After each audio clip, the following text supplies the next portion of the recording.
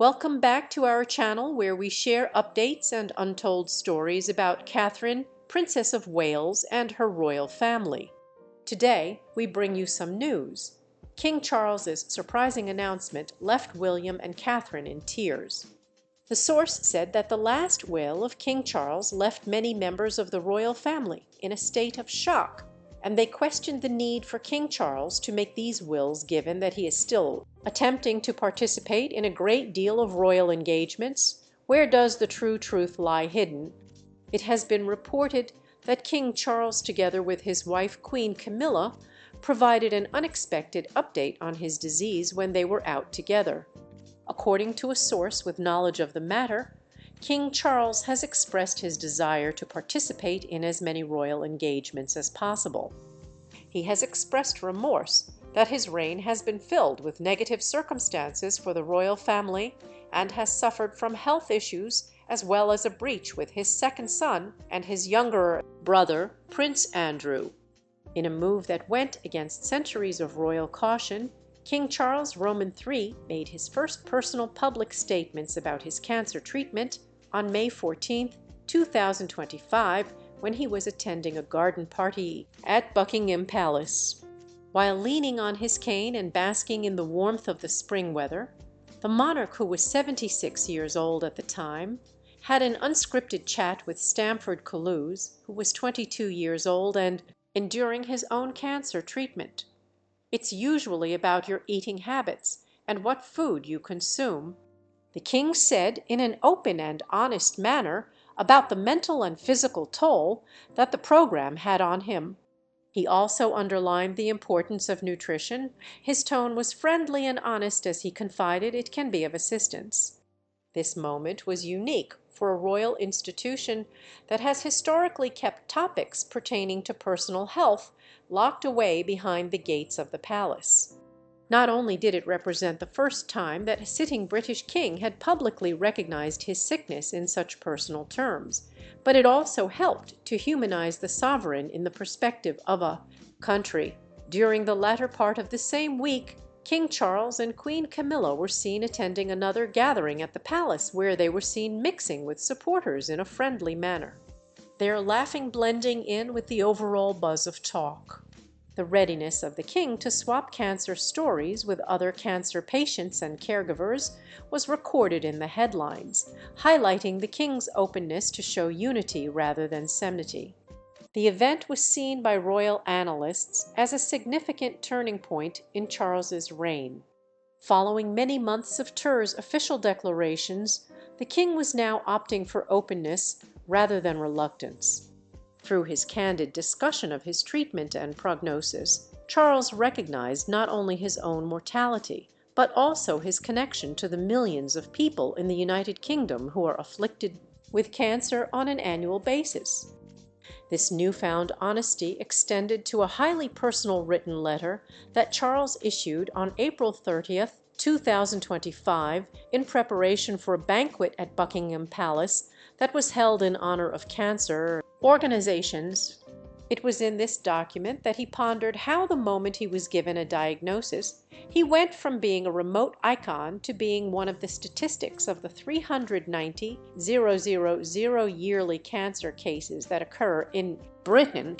These two revelations, a light-hearted conversation at an outdoor gathering and a serious written tribute, create a unique composite portrayal of a monarch handling personal difficulties while being scrutinized by the public. In addition to this, they lay the groundwork for more profound disclosures about the king's interests and his personal aspirations for the next generation of the crown. In the months that followed these revelations, stories surfaced concerning Charles's dying wish about the succession, which shed light on how he saw the course that the monarchy would take when he is no longer alive. It is instructive to track the timing of this health journey from the original operation to the king's current situation as he resumes his obligations with renewed desire in order to have a comprehensive understanding of the influence that this trip has had on his health, from an uncomplicated operation to the diagnosis of cancer in January and February of 2024. In January of 2024, the king went through an operation that had been scheduled to treat an enlarged prostate, which was a benign ailment that had in the beginning caused no cause for concern.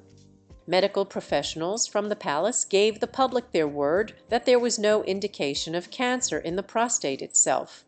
On the other hand, further examinations led to the discovery of a distinct cancer that was unconnected to the prostate. On February 5, 2024, Buckingham Palace made the announcement that Charles had been diagnosed with cancer that was discovered during his treatment for his prostate. However, it was important to note that the cancer was not prostate cancer. The lack of clarity regarding the specific type of cancer helped fuel speculation, but palace spokespersons emphasized that it had been detected at an early stage. Thankfully, the tumor has been caught early, Prime Minister Rishi Sunak told the BBC, reflecting the little information that was available. This was an unusual instance of public reassurance. It was confirmed in a statement released by the palace on February 6th that Charles would be undergoing a schedule of regular treatments and would temporarily step back from tasks that involve public interaction. The statement was credited to the king's physician. While he would continue to do his basic tasks such as reviewing government documents and meeting with ministers, he would delay his ceremonial responsibilities until he received a medical clearance. The announcement came as a surprise to a country that was still grieving the loss of Queen Elizabeth Roman II, who had passed away 18 months previously. The front pages were filled with headlines that expressed worry and compassion. Residents of Buckingham Palace voiced their combined support and worry outside of the historic building. According to a Londoner who spoke to reporters, "It's a horrible shock. We're all hoping he pulls through." In an uncommon effort toward openness, the palace stated that the king had personally informed his sons, Prince William and Prince Harry, before the public declaration. It was said that William, the presumed successor, was in regular contact with Charles, while Prince Harry, who was reportedly sick, secretly traveled from California to Clarence House to pay a visit to his father. During a limited period of time, the severity of Charles's condition overshadowed the conflicts that existed inside the palace, bringing the royal family closer together behind their president, managing treatment and visibility. During the months of February and March 2024, without delay, Charles started attending outpatient treatment sessions for the purpose of receiving chemotherapy and other treatments linked to the condition. He moved back and forth between Buckingham Palace, Clarence House, Sandringham, and the London Clinic, which was the location of his previous prostate surgery. A generally upbeat and optimistic public tone was maintained by the king. He expressed his gratitude to those who had given words of support in a statement that was released on February 10, 2024. He referred to the supportive letters as the greatest comfort and encouragement for anybody, including himself, who was impacted by cancer. As the month of March 2024 progressed, the king's public engagements gradually decreased. As a result of his absence from the Commonwealth Day ceremony, William was expected to offer words on his behalf. For the purpose of being at Charles's side, Camilla also decreased the number of engagements she had scheduled, although she did keep some of them. She created history on March 28 when she represented the sovereign at the Royal Mandy ceremony held in Westminster Abbey. This was a position that had never been undertaken by a consort before. Through the picture of Camilla giving Mandy coins, the monarchy's will to persevere in the face of hardship was brought to light, demonstrating the harmonious combination of continuity and compassion. Behind the scenes, there were not many modifications to the palace, but they were noteworthy. Following the occurrence of a very modest treatment-related problem, the king made a short visit to the London Clinic somewhere at the end of March. Rapid medical attention was provided to him, and he was back at home in a matter of days. Curters saw improvements during the month of April, which prepared the door for restricted public appearances by the end of April 2024, which was precisely 3 months after his diagnosis. These careful trips, which included short walkabouts and minor investments, indicated that I was making steady progress in my rehabilitation. Camilla made a public statement stating that Charles was doing extremely well, which in turn reinforced the media's optimism that the king was making progress in his recovery. Resumption of duty and ongoing management over the summer and autumn of 2024. By the summer of 2024, Charles had resumed a routine that was more demanding. While continuing his treatment, he presided over investitures, went to military parades, and met with visiting dignitaries. All of these activities took place simultaneously. Camilla paid a visit to the Dyson Cancer Center in Bath in September 2024. When asked about her husband's health, she responded with a reassuring smile and a straightforward report. He is doing very well. A month earlier, Charles had quietly disclosed to a well-wisher during a charity visit to the Northwest that he had temporarily lost his sense of taste. This candid detail made headlines due to the fact that it was so humanizing. In this context, the king made advantage of his privileged position to educate and train the next generation. On the 23rd of April 2024, saint on the occasion of George's Day and his 75th birthday, Charles appointed Catherine, Princess of Wales, his daughter-in-law, to the position of royal companion of the Order of the Companions of Honor. He also bestowed upon Prince William the position of Great Master of the Order of the Bath. It was perceived by annalists that these accolades were gestures that ensured William and Catherine would be able to effectively manage the crown when the time really arrived. Sally Bedell Smith, a writer on royal affairs, made the observation that Charles's decision highlighted the tremendous faith he has in Catherine, whom he is said to consider as the daughter he never had. The year 2025, the beginning of a new era of openness and lasting desires. On the cusp of the year 2025, Charles celebrated his first year of life despite having cancer. It was an indication that he felt healthy enough to preside over these significant ceremonies because he personally held investitures at Buckingham Palace at the beginning of February. Therapy, on the other hand, remained as a managed condition with maintenance treatments and frequent checkups set for the foreseeable future. The event that would come to characterize Charles's health story occurred in the spring of 2025. It was the open chat that took place at a garden party with Stamford Collies on May 14th, and it was the sincere written statement that was issued for cancer organizations on April 30th. In addition to Camilla's subtle updates, the king's infrequent personal revelations were observed by observers as contributing to the construction of a narrative that emphasized vulnerability, perseverance, and togetherness. The considerate management that Queen Camilla exercised over Charles during this time period contributed to the enhancement of his public image, exemplifying a relationship that is founded on loyalty and mutual support. Rumors circulated in the media about Charles's final wishes for the future of the monarchy, which emerged during these public occasions. As stated by several individuals with knowledge of the situation, Charles has reportedly voiced a dying wish that Catherine be plainly acknowledged as the queen upon William's ascension to the throne. This request is reminiscent of Queen Elizabeth Roman II's public approval of Camilla's appointment to the position of queen consort in 2022, which resolved a rout that was previously plagued with controversy. It is believed that Princess Anne, the king's sister, secretly communicated this request to William, who was allegedly brought to tears by his father's display of faith in his wife. Some sources say that Princess Anne did this, in spite of the fact that Buckingham Palace has declined to confirm private family conversations. Observers point to Charles's actions as evidence of his intention to ensure a smooth succession. These actions include bestowing honors, praising Catherine's courage during her own cancer treatment, and involving William and Catherine in high-level briefings. The results of public opinion surveys provide credence to this viewpoint.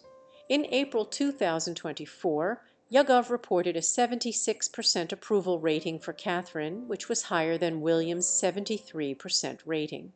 The presence of such support bolsters Charles's wish to see his future queen consort being completely accepted. The Prince of Wales and the Princess of Wales, a personal account of their struggles and victories. William's personal and governmental obligations were both put to the test throughout the course of the last year. He referred to the year 2024 as the hardest year of his life, as he had to deal with the diagnosis of his father in February and the disclosure of his wife in March. Additionally, Princess Catherine's cancer was detected during a preventive operation.